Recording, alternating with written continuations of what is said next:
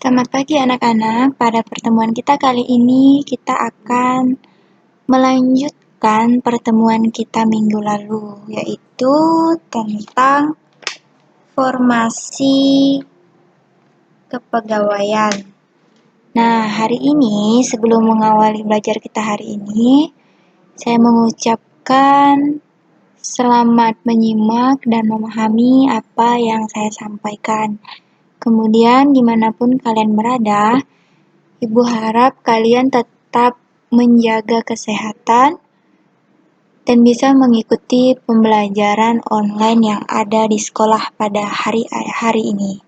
Nah, tema kita kali ini kita akan membahas tentang pengadaan pegawai negeri sipil PNS.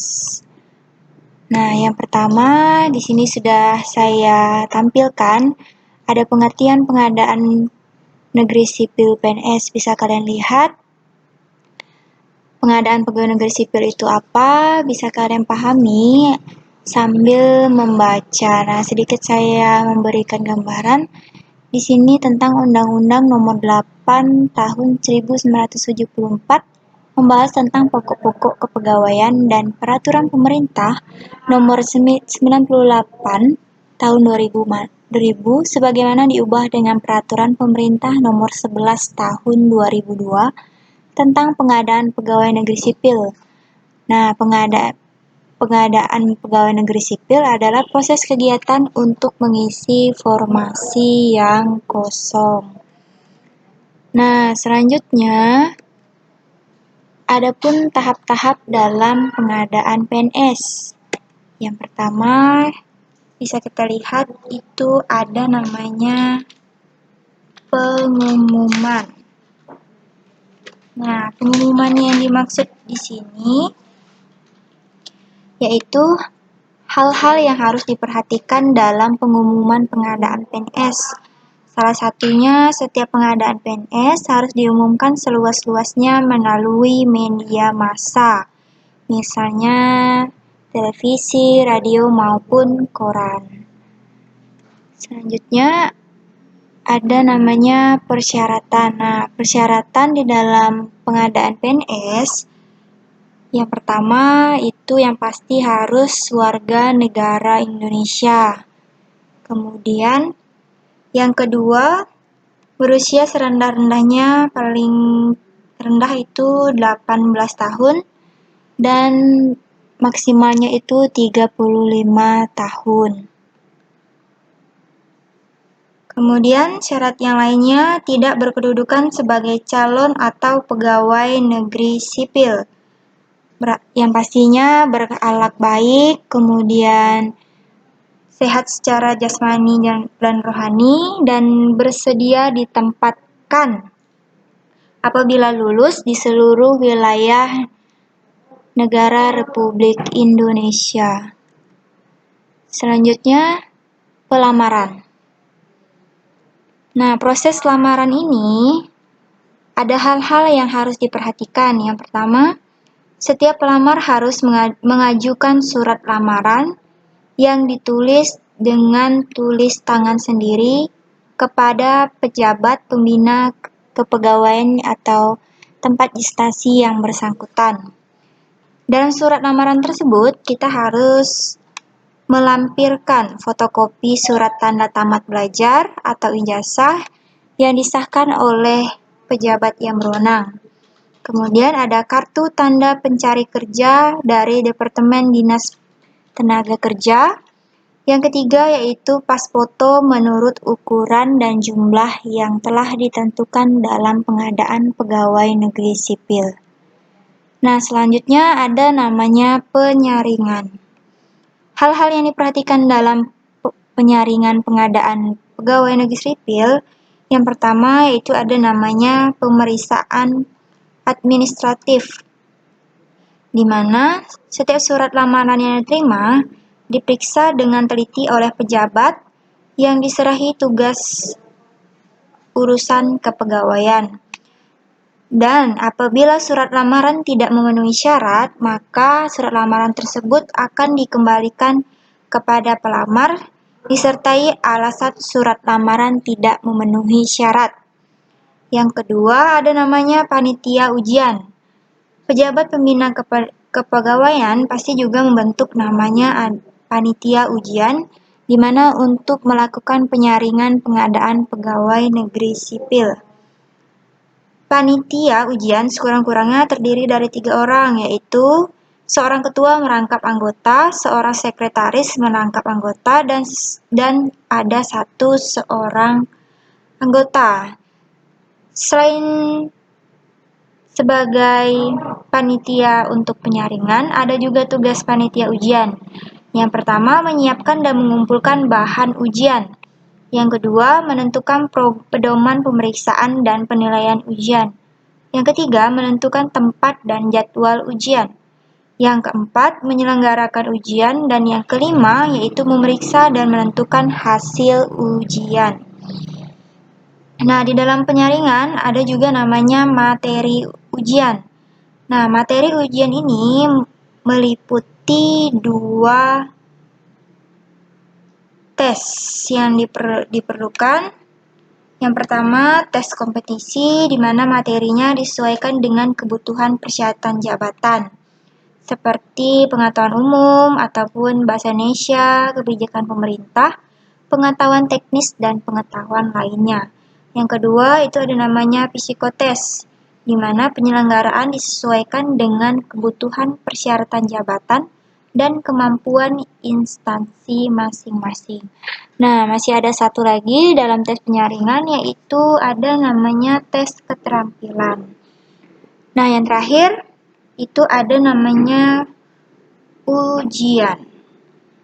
Pelamar yang sudah memenuhi syarat dapat mengikuti ujian penyaringan dan dengan menunjukkan tanda peserta ujian yang sah yang didapat dari pemeriksaan administratif, kemudian yang disahkan oleh panitia ujian. Nah, tahap yang selanjutnya itu ada namanya pengumuman pelamaran yang diterima.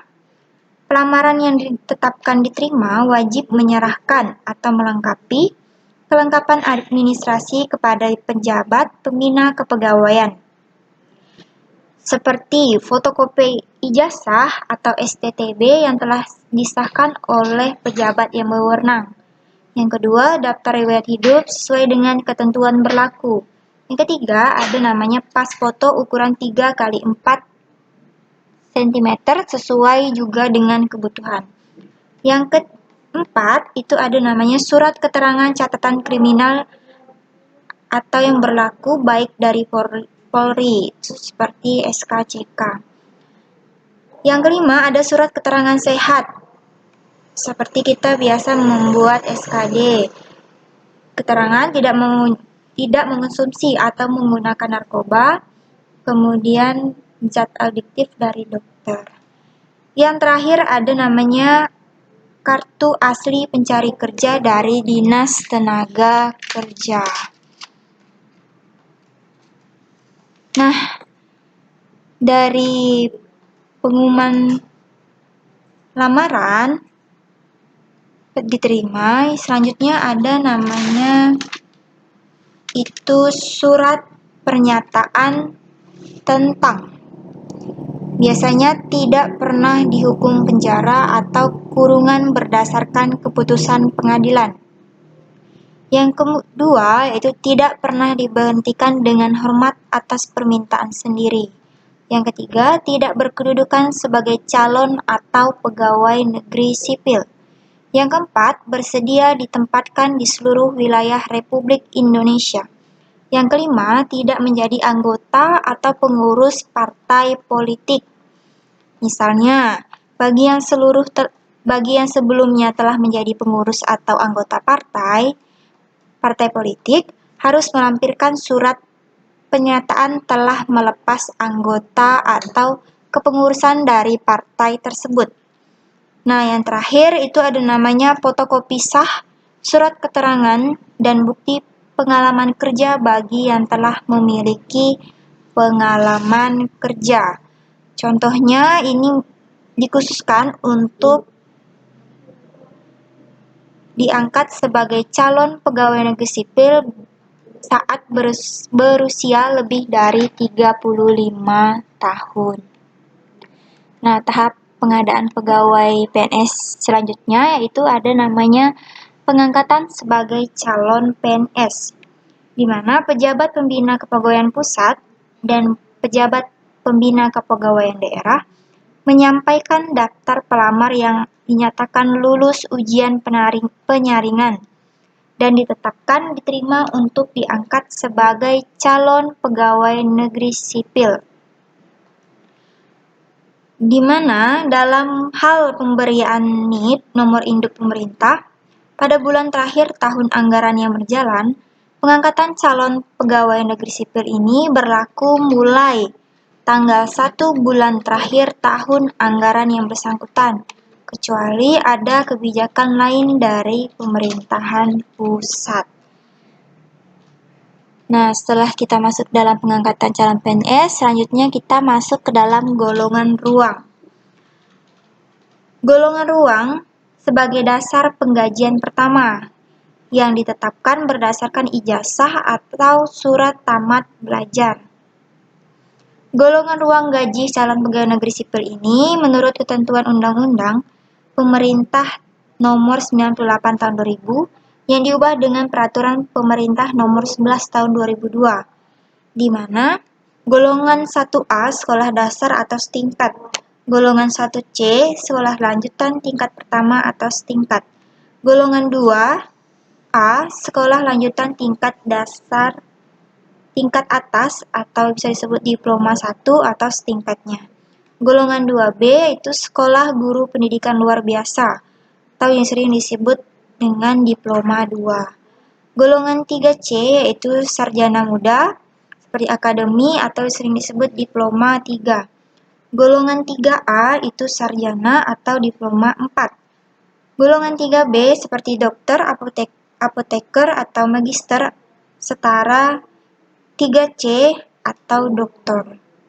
Sedangkan yang terakhir itu ada golongan 3C, dokter dengan gelar S3 seperti spesialis 2. Nah, selanjutnya di sini ada ijazah atau STTB diperoleh dari luar negeri. Apabila ijazah yang diperoleh dari sekolah atau perguruan tinggi luar negeri hanya dapat dihargai apabila telah diakui dan ditetapkan sederajat dengan sekolah atau perguruan tinggi negeri di Indonesia yang ditetapkan oleh menteri yang bertanggung jawab di bidang pendidikan nasional atau pejabat lain. Di sini sesuai dengan perundang-undangan yang berlaku tentang penyelenggaraan pendidikan. Nah, selanjutnya tahap dalam pengadaan PNS bisa kita lihat yaitu ada namanya penghasilan. Nah, di sini saya tulis penghasilan, seharusnya itu penghasilan. Hak atas gaji calon pegawai negeri sipil adalah sebesar 80% dari gaji pokok pegawai negeri sipil yang berlaku mulai dari bersangkutan secara nyata melaksanakan tugasnya yang dinyatakan dengan surat pernyataan oleh kepala kantor atau pimpinan suatu organisasi, di mana calon pegawai negeri sipil yang pada saat pengangkatan telah memiliki pengalaman atau masa kerja dapat diperhitungkan untuk penetapan gaji pokok. Misalnya, masa kerja selama bertugas di instansi pemerintah dihitung penuh untuk penetapan gaji pokok. Kemudian yang kedua, masa kerja sebagai pegawai tidak tetap. Yang ketiga, masa kerja sebagai pegawai atau karyawan dari pengusahaan swasta yang berbadan hukum tiap kali tidak kurang dari 1 tahun dan tidak terputus-putus, dengan perhitungan setengah sebagai masa kerja untuk penetapan gaji pokok. Nah, yang terakhir itu ada namanya masa percobaan. Setiap calon pegawai negeri sipil diwajibkan menjalani masa percobaan sekurang-kurangnya selama 1 tahun dan paling lama itu 2 tahun. Di mana calon pegawai negeri sipil yang telah menjalani masa percobaan sekurang-kurangnya 1 tahun dan paling lama 2 tahun diangkat sebagai pegawai negeri sipil apabila sudah memenuhi syarat. Yang pertama, setiap unsur penilaian pelaksanaan pekerjaan sekurang-kurangnya bernilai baik, telah memenuhi syarat kesehatan jasmani dan rohani, kemudian telah lulus pendidikan dan pelatihan prajabatan. Nah, untuk tahap-tahap dalam pengadaan pegawai PNS, saya kira hanya saya jelaskan secara rinci dan secara singkat. Untuk lebih jelasnya, kalian bisa melihat buku LKS tentang otomatisasi tata kelola kepegawaian, halaman 34 untuk kalian lebih memahami lebih dalam lagi. Nah, setelah kita membahas tahap dalam pengadaan PNS, kita masuk ke dalam formasi dan pegawai dalam pengadaan non-pemerintah atau swasta. Tadi kita sudah membahas pegawai negeri sipil, sekarang kita akan membahas tentang pegawai swasta.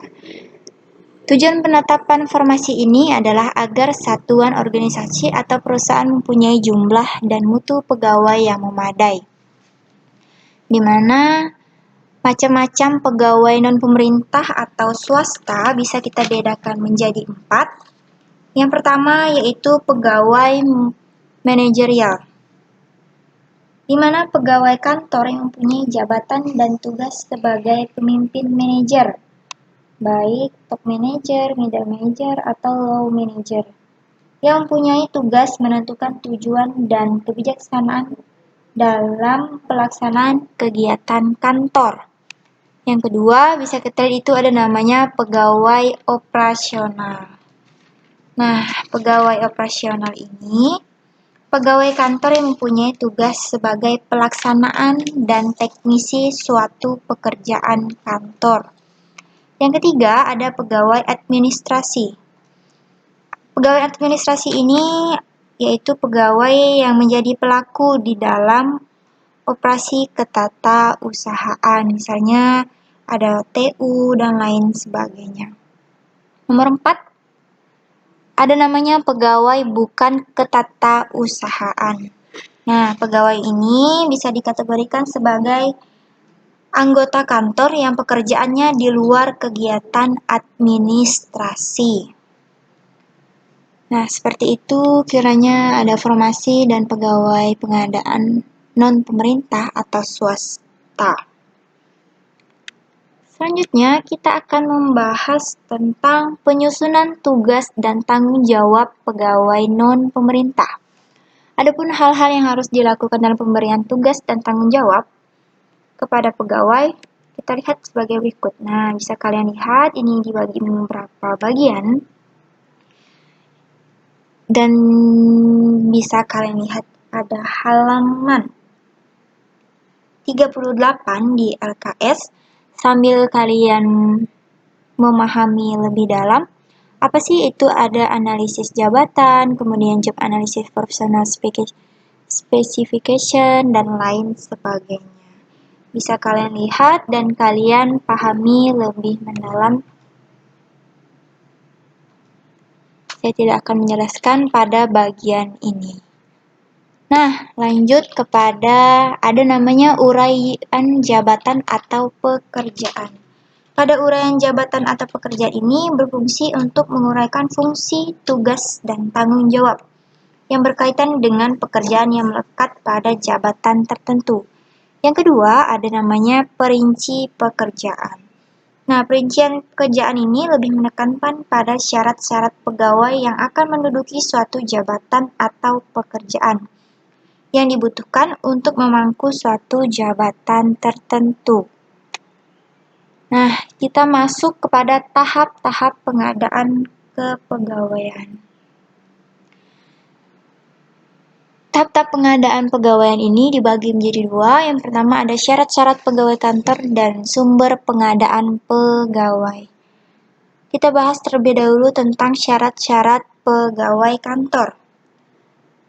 Misalnya, syarat pegawai kantor itu harus memiliki suatu pengetahuan, di mana biasanya masih diukur dengan tingkat pendidikan calon pekerja.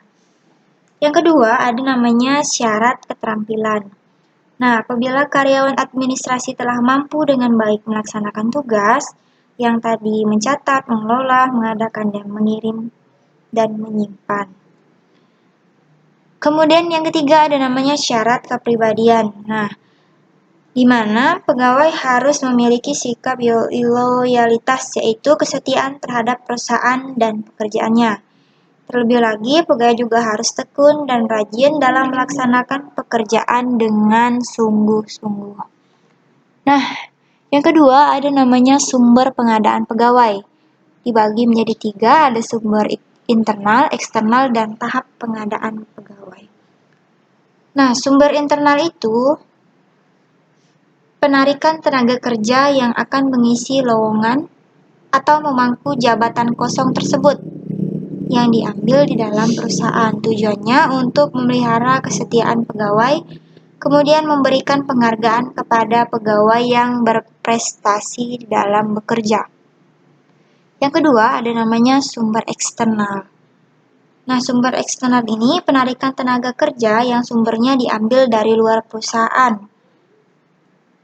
Tujuannya untuk menciptakan suasana baru di lingkungan kerja, kemudian membuka peluang timbulnya gagasan baru. Kemudian ada lagi mendapatkan calon pegawai yang lebih kompetitif. Yang terakhir ada namanya tahap pengadaan pegawai. Nah, di sini juga ada tahap pengadaan pegawai sama halnya dengan tahap pengadaan pegawai negeri sipil tadi yang sudah saya jelaskan. Di sini juga pegawai non pemerintah seperti swasta harus memiliki proses seleksi terlebih dahulu, di mana rangkaian tahap-tahap khusus yang dilakukan suatu perusahaan seperti seleksi administrasi dengan memeriksa kelengkapan data yang ditulis dalam formulir. Kemudian keahlian dibagi menjadi teknik skill, kemudian usia, umur, jenis kelamin, kemudian keadaan fisiknya, kemudian bakat dan karakter seseorang tersebut. Nah, bedanya dengan pegawai negeri sipil tadi, kalau tahap pegawai negeri non-pemerintah ini lebih menekatkan kepada bakat atau karakter seseorang yang dikategorikan dapat diterima sebagai pegawai negeri swasta. Nah, sama halnya akan dilakukan suatu tes juga. Kalau di pegawai negeri sipil tadi, kita ada melakukan tes keterampilan, kemudian ada wawancara juga, kemudian pengetahuan juga. Nah, kalau di tes swasta ini, ada tes tertulis, ada tes psikologi, ada wawancara, ada juga tes kesehatan. Hampir kurang lebih sama dengan pegawai negeri sipil. Selanjutnya ada namanya pengumuman seleksi. Nah, pengumuman seleksi ini dilakukan perusahaan dengan cara diberitahukan secara langsung melalui telepon, kemudian bisa menggunakan surat atau email atau media massa lainnya.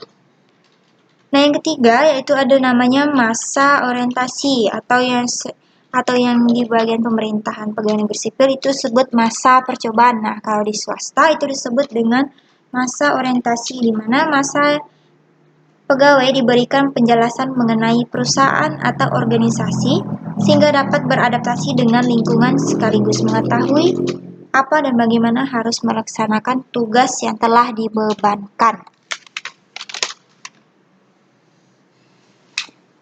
Nah, saya sudah menjelaskan singkat mengenai tahap pengadaan pegawai negeri sipil ataupun tahap pengadaan pegawai non-pemerintah atau sering kita sebut sebagai swasta.